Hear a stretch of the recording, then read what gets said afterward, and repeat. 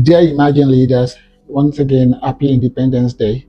Let me start by a quote from the African proverb that says that the greatness of a nation is not in the multitude of its population, nor in the expanse of its territory, both land and water, but in the character and the will of its people.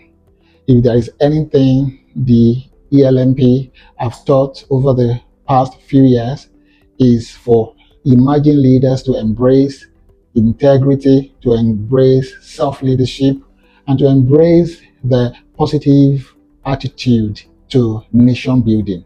We have a responsibility as emerging leaders to reframe the narrative. Our generation stands at a unique intersection of challenge and opportunity.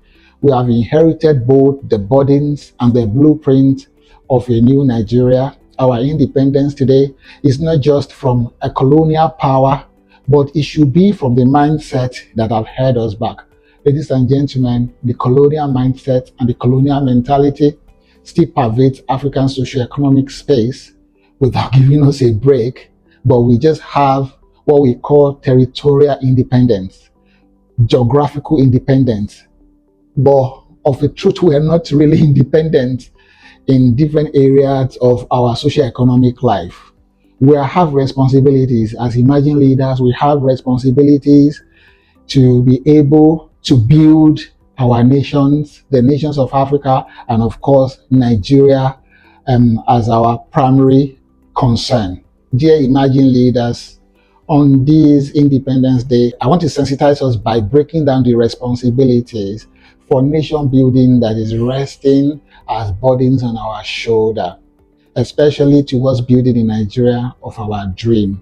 The first responsibility is the responsibility of ethical leadership and governance. The second responsibility is the responsibility for social cohesion and narrative shaping. And the third one is the responsibility for economic architecting. Ladies and gentlemen, talking about the responsibility for ethical leadership and governance, we want to ask some questions like how can we as emerging leaders in our various fields and spheres of influence, in tech, in civil society, in business, art, religion, and all entertainment and all spheres of influence, how can we champion integrity and transparency in a system that is often resistant to it? This is one of the bane of development in Africa. What practical models of servant leadership can we import and adapt to the Nigerian context to rebuild trust in leadership? Let me speak to the responsibility of ethical leadership and governance. We emerging leaders, we should start to practice what I called integrity dividend. What is the dividend of integrity? How can we as leaders begin to give incentive to integrity in our community, in the spheres of influence where we work? People have spent their lives serving this country, and many of them have stepped aside even in their old age, and they've been struggling, to keep life together. Their integrity was never rewarded.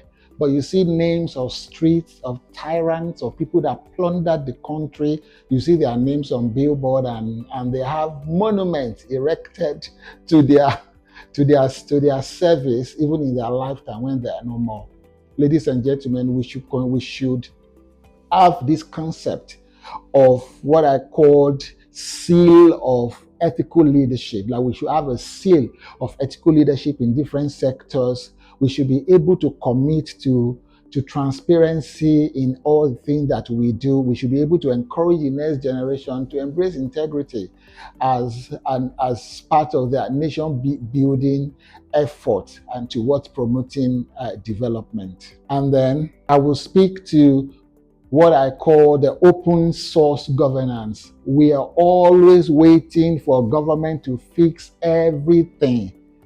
But we have a responsibility to be able to build an open source governance, digital public goods, and also solve local problems within the ambit of our responsibility. Let me put it that way.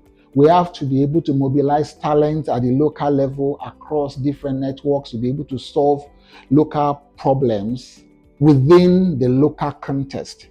We will not wait for government all the time to solve all the problems for us. We should have this mindset of sourcing for solution for government afflicted enterprises or afflicted or affiliated programs. What that means is that if there is a problem in your community and everyone can put their head together to solve it, you can do that without waiting for government. That is nation building. That is you contributing your own to nation building. This will demonstrate like a new model of governance that is collaborative, that is enabled technologically, that is even social media friendly, and that builds the credibility of participation, and also provide a real world impact to the people of the community. You can't always wait for government to come and do everything for you. Then I will talk on the responsibility of economic architecting. Beyond waiting for foreign investment, how do we become the primary architects of Nigeria economic future? Through entrepreneurship, through intra and inter-African trade and digital innovation. Ladies and gentlemen, how do we solve the Japa syndrome, the Japa dilemma? How do we build a Nigerian that will not only retain its best talent, but will also attract them back home? We will call reverse Japaism. Reverse Japaism. My response to this will be to build a robust local, let me call it a global innovation system.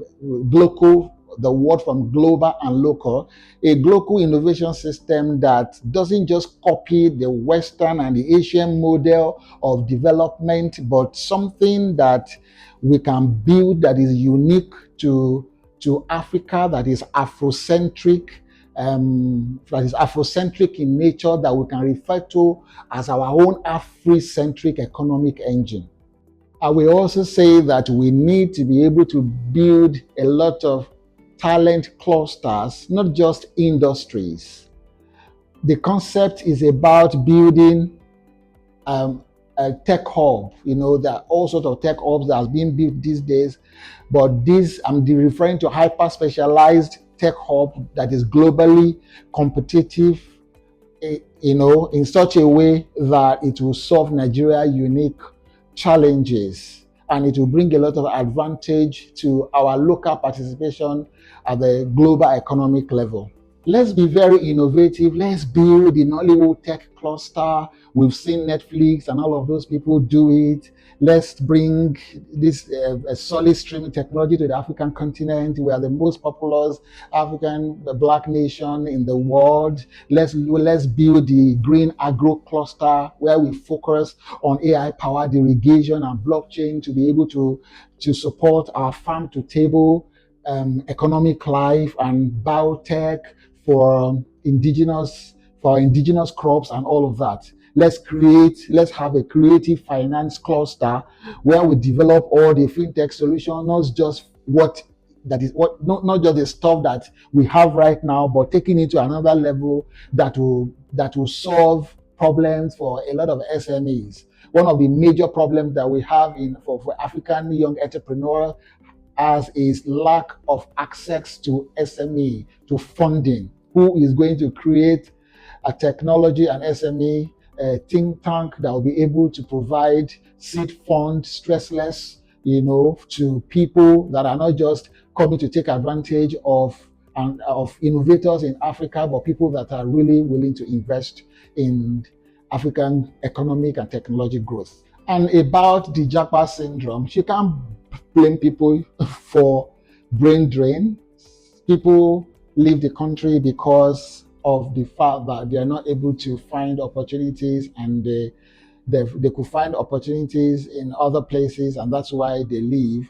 But the truth is that while you are considering Japa, you should also put at the back of your mind that a mosquito in Nigeria cannot become an elephant in another country.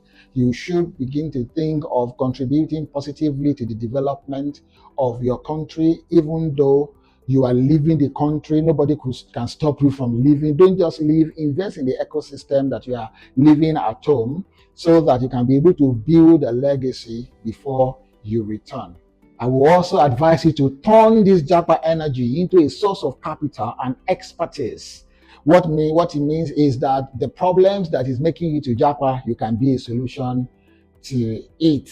So I'll be speaking to the third one, which I call the responsibility for social cohesion and narrative shaping. The responsibility for social cohesion means that we should initiate collaborative enterprises. We should have collaborative mandate and design systems, that can solve cross-cultural and cross-regional problems. We should encourage partnership across divides between the and the education sector, between the agric and the health sector, and promoting partnerships and collaborations that can really move Nigeria forward. Dear Imagine leaders, it's time to change the narrative. Don't just sit down there and just fold your arms and just think that one new president or one new governor or one new senator or a new political office holder is going to change Nigeria for you.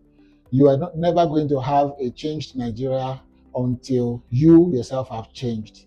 So as we celebrate today's Nigeria independence, I want you to know that you have the responsibility to build Nigeria that you can call your own. You have no right to throw a stone to Nigeria or spit on this country if you have not contributed your quota to the growth and development of the nation. Happy Independence Day.